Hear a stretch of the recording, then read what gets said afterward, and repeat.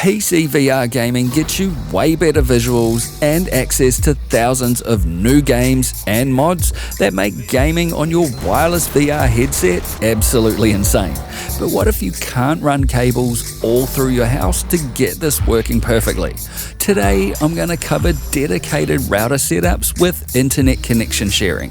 Welcome programs to part 6 of my 13 video course on wireless PCVR gaming. This is a complete guide, so if you want to know what good truly looks like and how to get it, then stay locked, enjoy, and I hope it helps.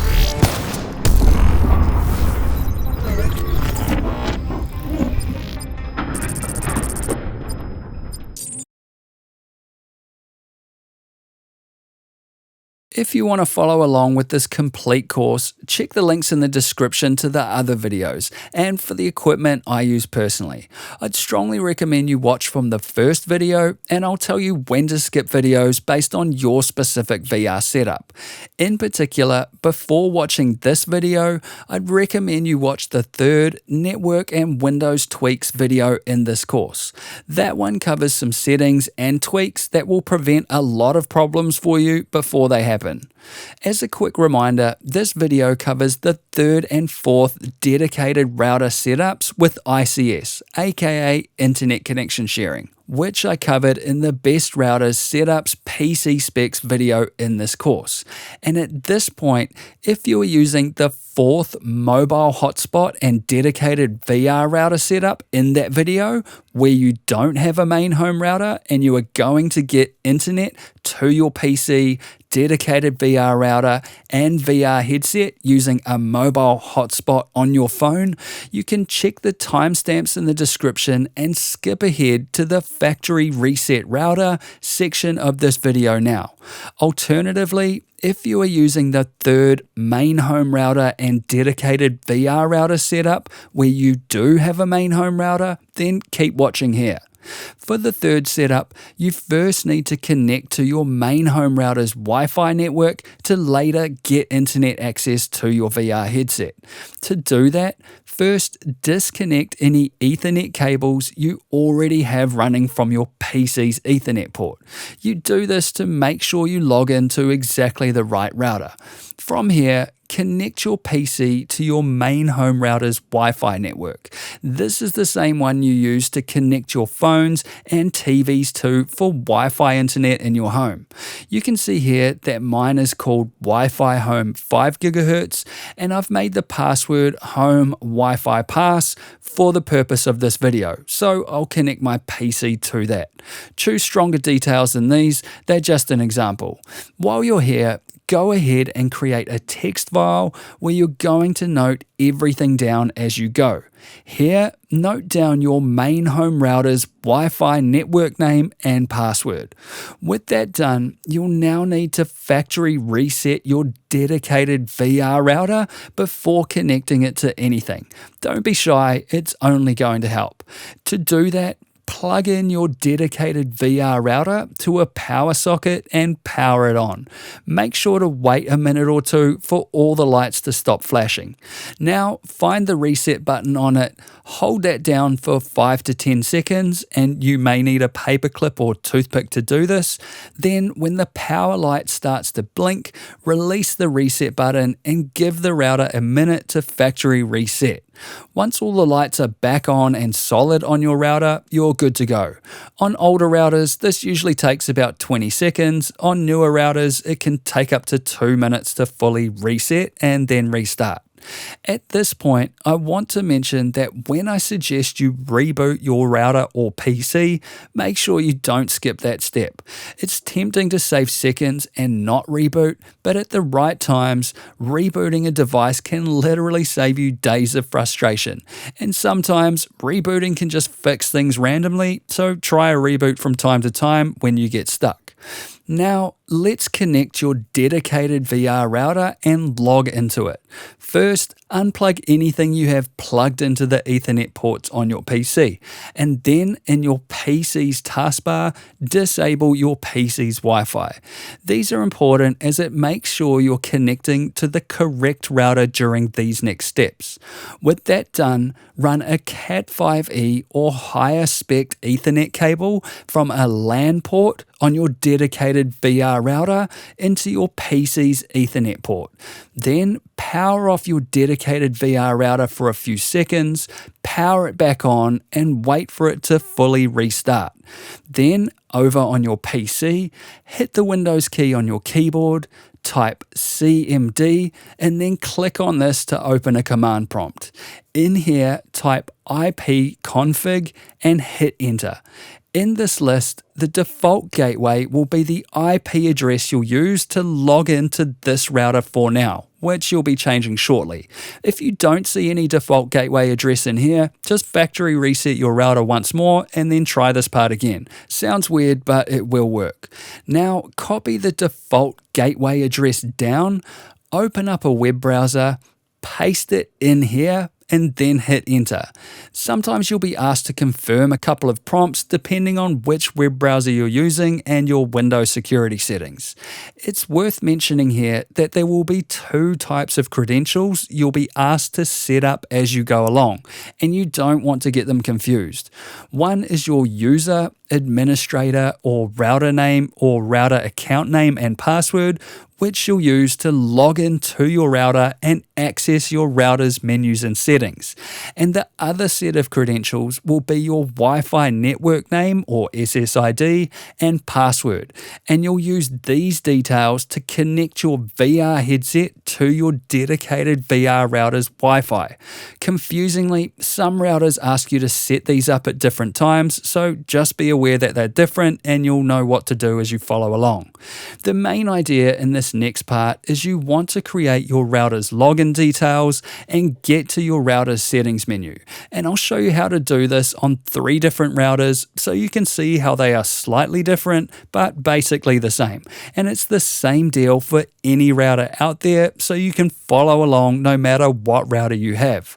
At this point, if you're using a TP-Link dedicated VR router, check the timestamps in the description of this video, and in the Create Login section, skip ahead to the TP-Link router segment. If you're using an ASUS or any other brand router, then keep watching here. On an ASUS router, you'll be asked to create a new network or go into advanced settings. We'll go advanced settings because we want to set up things properly. You don't want to set up a mesh network, so you'll have to pick an operation mode.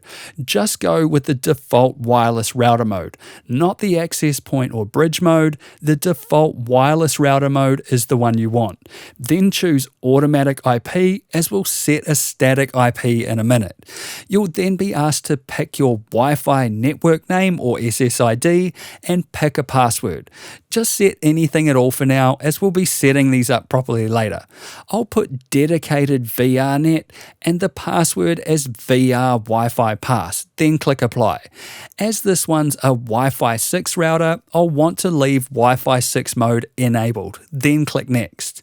Now here's where you'll enter the details you want to use to log into your router at any time and change its settings. As this is an ASUS 56U router, I'll set the username to ASUS_56U and then the password to router password. Definitely pick better details than that, they're just an example for this video. From here, open up a text file and note down your dedicated VR router's login, username, and password. Then, when you click next, it'll drop you into the login screen.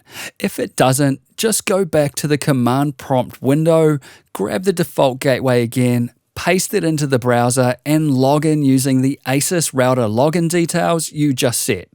At this point, if you're using an ASUS router as your dedicated VR router, you can check the timestamps in the description and skip ahead to the Set a Static IP Address section of this video. Or if you're using any other brand of router, then keep watching here to see what logging into those looks like. On a TP-Link router, you'll be asked to pick a router login password first. I'll keep things consistent here and choose router password for this. Also note down the password you chose in your text file. Then select the correct time zone of the area you're in and click Next. Then you can skip this message as we've got everything plugged in where we want it. Then you'll be asked to pick your Wi-Fi details. We'll accept the defaults for now because unlike the ASUS router, this is some pre-populated details which will change later anyway. Then it'll ask you to set auto updates. Just click Not Now as we'll do it manually in a second. Then click Next and click Finish and you're in. And on my old Merxis router, it'll simply ask me to set my router login password. So I'll go router password again for this one, and again I'll note this down in my text document. Then I can skip any other setup to get to the router's main settings menu. So you get the idea. These all vary a little, but the process is the same for any router out there. The trick is to avoid access point or bridge mode, just use the default wireless router mode. Some are simpler than others, and if you get stuck, you can easily search online for your specific router or hit me up in the comments and I'll help out where I can. Now you've logged into your dedicated VR router, you need to set a static IP address and the subnet mask on your dedicated VR router. To set the static IP address and the subnet mask, you need to find them in your router's settings, almost always in a LAN menu. On an ASUS router, that's the LAN menu here on the left, and on the LAN IP tab, you'll see them both listed here. On a TP-Link router, they're on the Advanced tab under Network, and again in the LAN menu. You can see those details here. And on my old Merxis router, it's in the Advanced menu under Network and in the LAN settings menu. I just have to switch this to manual to change these details. And this is where those details are located on a few other brands of routers. Once you're in that menu, set your static IP address to 192.168.137.2 and make the subnet mask 255.255.255.0. Also, while you're here, copy those details over to your text file so you have them for later. Once those static IP address and subnet mask details are entered into your dedicated VR router settings, apply or save your changes. Your router will then apply those settings and send you back to your login page. Give this a full 1 to 2 minutes to work, as some routers take a while to put you back to your login page. On a rare occasion, it doesn't take you back to your login page. Try closing your browser, opening it back up and pasting in your static IP address again. If that doesn't work, power off your router, wait a couple of seconds, power it back on, and once it's fully restarted, try your static IP address in here again. Once you are back at your router's login screen, reboot your router one more time by powering it off and then on again until it's fully restarted. Now, to test this has all worked properly, open a new command prompt and run ipconfig, and in the Ethernet section, you should see your new static IP address listed as the default gateway. If you don't see that, or you see two default gateways listed in the same field, go back to the factory reset router section of this video and go again. This happened to me a couple of times when I was doing lots of back and forth testing, but it will work and you'll be much faster the second time. From here on out, whenever you want to log in to your dedicated VR router to change settings, you're going to use this static IP address to do it. So paste your newly set static IP address into your web browser again, hit enter, and log in using the same dedicated VR router administrator login details you used before. My username was ASUS_56U and the password was router password. With the static IP address and subnet mask all set, you next need to disable the DHCP server on your dedicated VR router. You do this because it's a bad idea to have two 2 DHCP servers enabled on the same network, and you'll already have a DHCP server running on your main home router. To disable DHCP, find the DHCP server menu on your dedicated VR router. On an ASUS router, it's in the LAN menu and on the DHCP server tab. In here, you can choose No to disable the DHCP server, and then scroll down and hit Apply. It'll kick you to the login screen, so again, log in with your dedicated VR router's login details. On a TP-Link router, it's in the Advanced tab under Network and in the DHCP server menu. Just untick this box to disable the DHCP server and save your changes. And on my old Merxis router, it's here in the Advanced menu under Network, and in the DHCP server menu, you'll be able to flick this off and hit Save. And this is where the DHCP server menu is located on a few other brands of routers, so you can see how similar this all is between routers. Whichever router you're using, reboot your router one more time before you continue to make sure everything is set. With your dedicated VR router configured, you can now set up internet connection sharing to get internet access to your PC, dedicated VR router, and then to your VR headset. At this point, if you are using the 4th mobile hotspot and dedicated VR router setup I covered in the best routers, setups, and PC specs video of this course, in which case you'll be using a mobile hotspot on your phone to get internet access to your PC, dedicated VR router, and VR headset, you can check the timestamps in the description and skip ahead to the mobile hotspot and dedicated VR router setup section of this video now.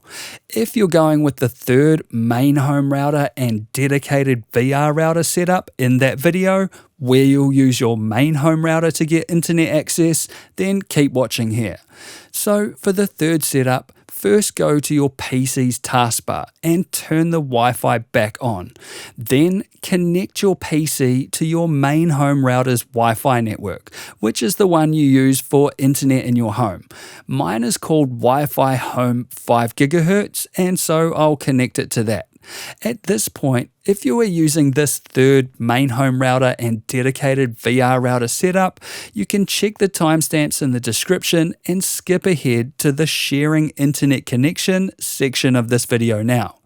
If you're using the 4th setup with no main home router, because instead you're going to use a mobile hotspot on your phone to get internet to your VR headset, grab your phone, and if it's Android, head into the settings menu, the connections menu, and under mobile networks, make sure the network mode is set to either 5G if your phone supports that and you can get a decent 5G signal where you are, otherwise set it to 4G.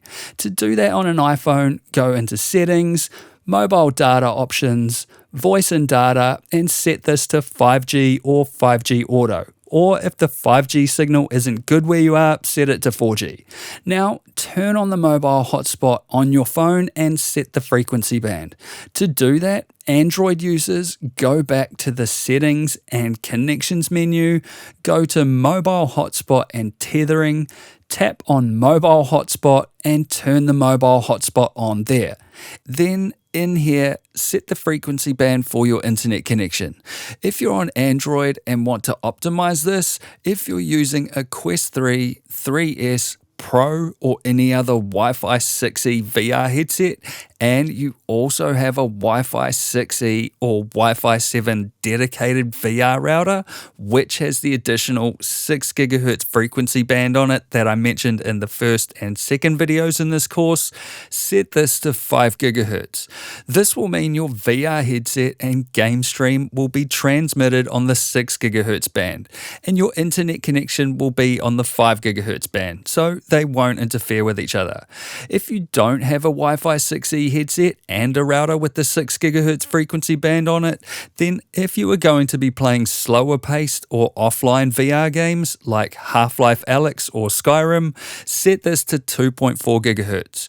You do this because those types of games don't need a fast internet connection, and you're better to save the 5 GHz Wi-Fi network just for the game stream between your PC and your VR headset. Or if you're going to be playing faster paced competitive online games, you can instead set this to the 5 GHz Wi-Fi network for a faster internet connection at the expense of some added Wi-Fi interference. Or try both and see which one you prefer. If you can't be bothered with any of that, just set this to 5 GHz and move on. It will likely just be good enough. iPhone users go to Settings and Personal Hotspot and turn the hotspot on here. You won't need to set this to 2.4 or 5 GHz as iPhone hotspots are set to 5 GHz by default.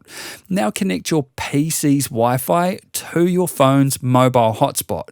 Mine is called Phone Hotspot, and so I'll connect my PC's Wi-Fi to that using this password here. And you can set this to automatically connect if you like. Now that you have an internet connection organized, you next need to share that internet connection. To do that, regardless of which setup you are using, hit the Windows key on your keyboard and type View Network Connections and click on this one here.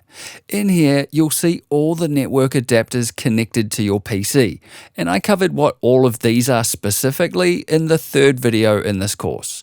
Here, right-click on your PC's active Ethernet adapter, which will be the one that doesn't have a red cross next to it if you have multiple Ethernet ports on your PC.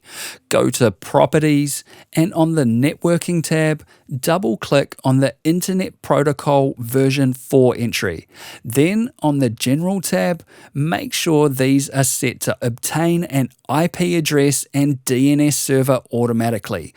Click Advanced, and on the IP Settings tab, untick this automatic metric box, and in here put a 2. This makes the Ethernet adapter your dedicated VR router is connected to a lower priority, which is what you want for this to work. Now click OK, OK, and OK. Now right-click on your PC's Wi-Fi adapter and click on Properties.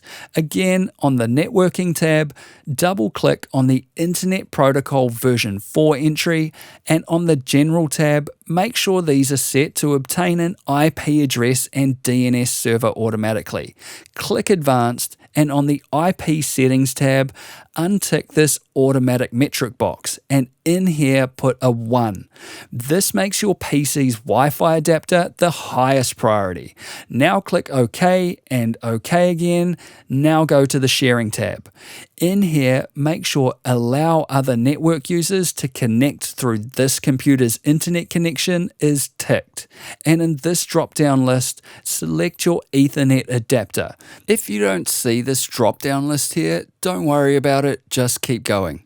If you have 2 Ethernet entries in here because your PC has 2 Ethernet ports on it, then choose the same one that your dedicated VR router is connected to. Now click OK. And now that you have internet connection sharing set up on your PC, to verify all this, open up a command prompt, type ipconfig and hit enter. And under the wireless LAN adapter, which is your PC's Wi-Fi, you'll see the details for your Wi-Fi adapter. And you'll also see your Ethernet connection, which is what your dedicated VR router is connected to. And that will be given an IP address of 192.168.137.1. Also a subnet mask, and the default gateway will likely be blank, which is normal. This happens because internet connection sharing assigns your dedicated VR router's connection this IP address. And what you'll notice is you can't log into your dedicated VR router's settings using this address, which is why we created the 192.168.137.2 static IP address earlier, which you can use to log in and change your router's settings as you see here. Just keep in mind that if you disable internet connection sharing, you won't be able to log into your router's settings, so make sure it's enabled. If you have some weird double default gateways in your command prompt, then disable sharing on your PC's Wi-Fi network adapter, reboot your PC, and go back to the factory reset router section of this video, and go again as something hasn't quite clicked into place.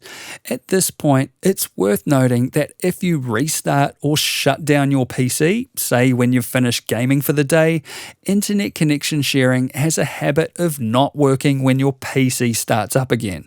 When you run into this issue, make sure your PC is still connected to your main home router if you are using the third setup, or your phone's mobile hotspot if you are using the fourth setup. If it isn't, then connect it. Then in your View Network Connections menu, in your Wi-Fi adapters properties menu, on the Sharing tab, disable internet connection sharing. Click OK, and then re-enable internet connection sharing, and click OK again, and you'll get internet access in VR. From here, now that you have an internet connection to your dedicated VR router, the next thing to make sure you do is update that router's firmware to the latest version, as outdated firmware is not ideal. Some routers can do this themselves from inside the settings, and other routers you have to download and install the firmware update manually yourself.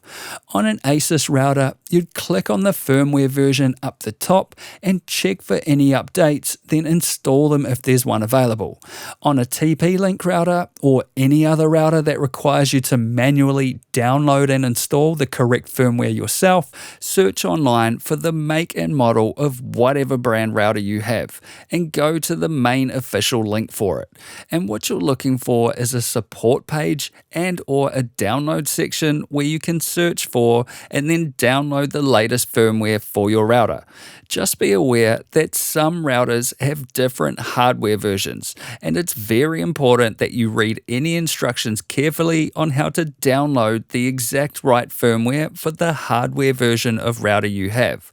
The wrong firmware can brick your router and void your warranty. For example, on the TP-Link website, it shows that I can find my router's hardware version on the bottom of my router, and I can see that my router is a version 1 and uses the EU firmware. And so back on the firmware download tab, I'd look for the latest version 1 EU firmware and download that to my PC. Once that's done, find the downloaded file on your PC, right-click it, and then extract the firmware file. Once you have your firmware file, you can follow the instructions in the manual to install it. Or for TP-Link routers specifically, while you're logged into your router's settings page through a web browser like I showed you before, go to the Advanced menu, System, Firmware Update, and browse for the firmware update file you just downloaded and extracted. Then update your router. On my old Mercusys router, the firmware update is installed from within the router settings by going to the Advanced tab under System Tools and Firmware Upgrade. So you can see how similar these all are, and it's the same for any router out there. Now your router is updated, the next thing to do is make sure your Ethernet is set to a private network. To do that, hit the Windows key on your keyboard, type Settings, and click on this one. Click on Network and Internet, click Ethernet, and then set this to a private network. If, like me, you see 2 Ethernet adapters in here because you have more than one Ethernet port on your PC, select the one that says connected. If you don't see the option in here to set your network to public or private, hit the Windows key on your keyboard, type PowerShell, right-click that, choose Run as Administrator, and click Yes if you get this prompt. Now go to the description of this video and look for the PowerShell private connection commands in there. Select the first one, copy it, and in PowerShell, paste that in here and hit Enter. In this list, look for the interface alias Ethernet entry, and below that you'll see an interface index number. Now go back to the description of this video and copy the second line of text from there. Paste it into PowerShell, copy this interface index number, and then replace the index number section of this command line with that number. Now hit enter. Now, if you run that first command again, you'll see that your Ethernet interface is set to private, and that's that. With all that done, before we get into router settings, let's talk about your dedicated VR router's placement. Ideally, you want your router at least 1 meter off the ground, within a few meters of your play space, and with the long edge of the antennas facing towards your VR headset. So if your router has to be up high, angle the antennas down towards you. Similarly, if your router has to be down low, angle them up towards you. In these two cases, higher router placement is better. I bought one of these light stands to keep the router I use for my VR headset at head height, held in place with some sticky Velcro strips. Most importantly, you want a clear line of sight between you and your router, so no walls or major obstacles block in the way. If you have any questions, hit me up in the comments below and I'll help you out there. Now your dedicated VR router is connected and your network is configured properly for internet connection sharing, you need to know what the best router settings are and the best Wi-Fi channel to choose to get the best quality and speeds out of your VR headset. To know that, you can check the links in the description of this video and go to the best router settings and Wi-Fi channels video in this course. And that's it for this video. You can help support this channel and get exclusive content over on Patreon, and if you like this video, then hit the like button, have your say in the comments below, and hit the XO logo to subscribe if you wanna. I'll see you in the next one. Peace!